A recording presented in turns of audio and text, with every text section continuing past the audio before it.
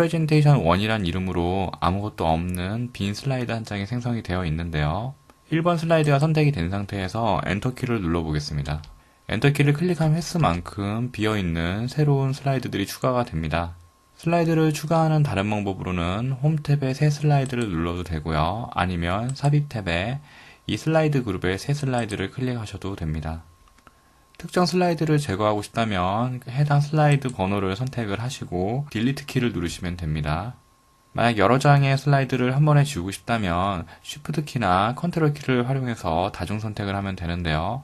제일 마지막에 있는 슬라이드를 하나 선택하시고 쉬프트 키를 누른 채 한 2번 정도의 슬라이드를 한번 선택해 보겠습니다. 그러면 5번에서부터 2번까지의 연속된 슬라이드들이 같이 선택이 됩니다. 슬라이드 빈 영역을 클릭해서 이 다중 슬라이드 선택 상태를 해제를 하고요. 이번에는 컨트롤 키를 누른 상태에서 5번 슬라이드, 3번 슬라이드, 2번 슬라이드 이렇게 선택해 보겠습니다. 앞서 Shift 키는 처음 선택된 슬라이드와 나중에 선택된 슬라이드 사이에 있는 모든 슬라이드들을 다 선택하는 데 반해서 컨트롤 키는 멀리 떨어져 있는 슬라이드들을 각각 개별적으로 다중 선택하는 특징이 있습니다. 이렇게 여러 슬라이드들이 선택된 상태에서 딜리트 키를 눌러서 제거를 하겠습니다.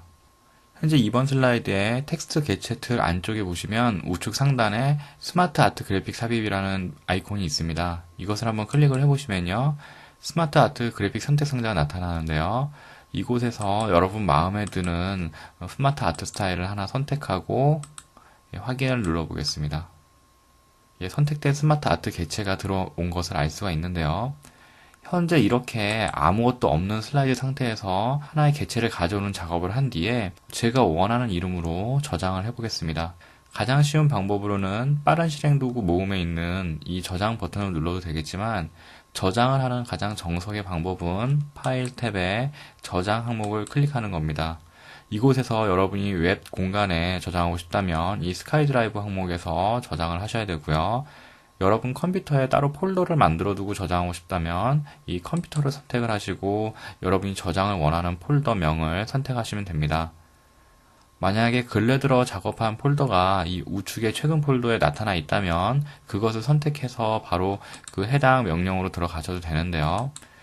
여기에 아직 표기가 되지 않은 폴더라면 여기에 있는 찾아보기를 누르시고 다른 이름으로 저장해서 여러분이 원하는 폴더를 찾아서 지정하시면 됩니다. 제가 원하는 폴더 경로가 선택이 되어 있기 때문에 여기서 파일 이름만 설정을 해보겠습니다.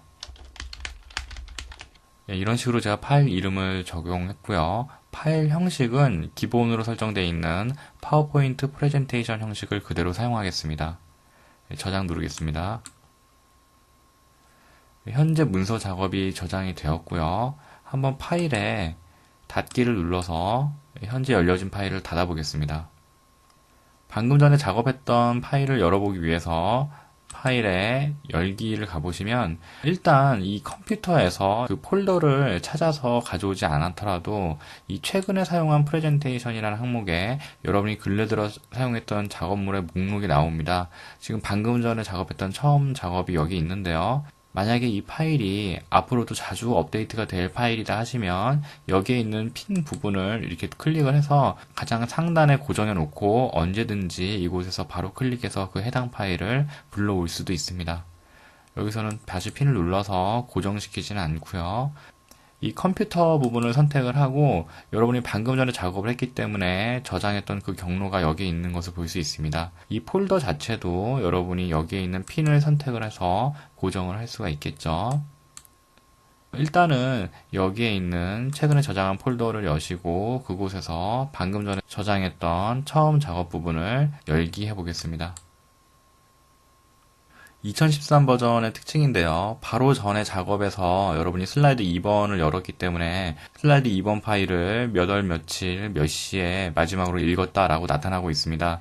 만약에 여러분이 이곳을 클릭하지 않고 다른 부분을 클릭을 하시면 그 클릭한 작업을 이어나갈 수가 있는데요. 여기에 있는 부분을 처음으로 클릭을 하시면 마지막 했던 작업을 이어서 작업을 할 수가 있습니다. 현재 제목 표시줄을 보면 여러분이 저장했던 내용 그대로가 표기되는 것을 볼 수 있고요. 이 스마트 아트 개체를 다시 한번 선택을 하시고 이 스마트 아트 도구 상황 탭에 디자인 탭을 선택을 하시고 여기에 있는 색 변경 메뉴를 선택해서 이곳에 스마트 아트 개체의 색상을 다른 색으로 재조합할 수가 있습니다.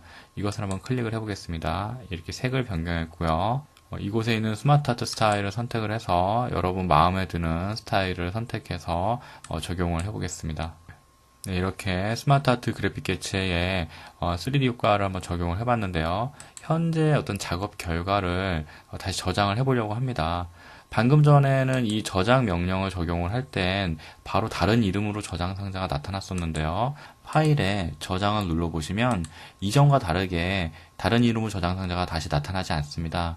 이전에는 프레젠테이션이라는 임시의 이름이 부여된 상태였기 때문에 그냥 저장만을 눌렀을 때 임시의 이름이 아닌 사용자가 정한 이름으로 저장하라는 의미에서 다른 이름으로 저장 상자가 나타났던 건데요. 현재는 이렇게 사용자가 직접 적용했던 이름으로 저장이 되어 있기 때문에 이 저장 버튼을 누르면 추가된 작업이 그 이름에 덮어져서 저장이 되는 겁니다.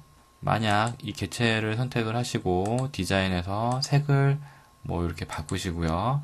이렇게 색 변경이 된 상태, 그리고 레이아웃이 다르게 변경이 된 상태를 처음 작업 2번이라는 독립적인 파일로 새로 만들고 싶다라고 하시면 그냥 이 저장이나 혹은 파일의 저장을 눌러서는 안 되고요.